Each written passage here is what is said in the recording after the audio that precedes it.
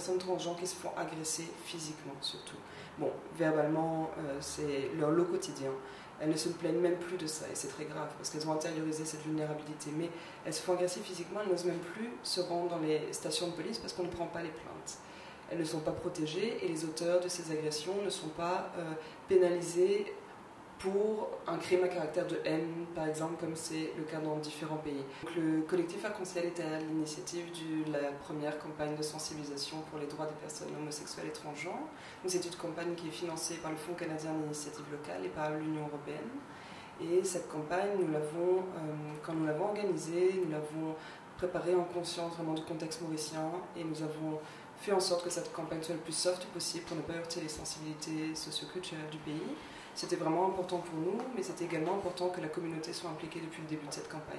Maurice est encore à ce jour considéré comme un pays homophobe en raison de sa loi anti-sodomie, donc l'article 250 du Code pénal, mais pas seulement. La population homosexuelle ici est fortement discriminée, fortement menacée, à l'intérieur même des familles ou dans le quotidien. Donc c'est vraiment un besoin de la communauté, et puis on parle là, dans cette campagne, du droit d'exister, du droit d'aimer, et c'est vraiment des droits humains fondamentaux. La sodomie est une pratique sexuelle, point, mais il y a beaucoup d'hétérosexuels qui la pratiquent, c'est très hypocrite.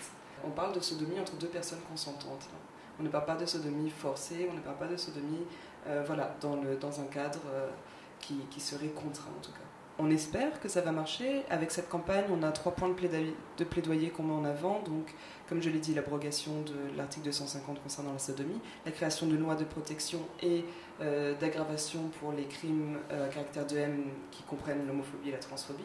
Et puis, également, on souhaite apporter notre soutien dans les écoles du gouvernement pour donner des sessions d'information, pas pour faire la promotion de l'homosexualité, pas du tout, mais simplement pour prévenir des risques et puis pour pouvoir discuter avec les jeunes, parce qu'on reçoit de nombreux jeunes qui se sentent perdus, qui ne savent pas ce qui se passe à l'intérieur de leur corps, qui sont perdus, qui se sentent attirés par des jeunes du même sexe qu'eux et se sentent vraiment mal à l'aise dans les familles. Donc, au lieu que ça conduise au suicide, comme c'est le cas, et c'est souvent caché parce qu'on n'en parle pas, nous avons besoin de dire ça existe, ce n'est pas une maladie, ce n'est pas un choix, tu es comme ça, on va t'aider à l'accepter. On peut nous joindre au 465 45 96 et puis on a un bureau qui est situé à Belle-Rose, donc n'hésitez pas à nous contacter, on a un site web, donc le www.collectifarc-en-ciel.org. Vous trouverez toutes les informations, vous pourrez nous joindre, vous pourrez nous envoyer des mails et on fera de notre possible pour vous aider.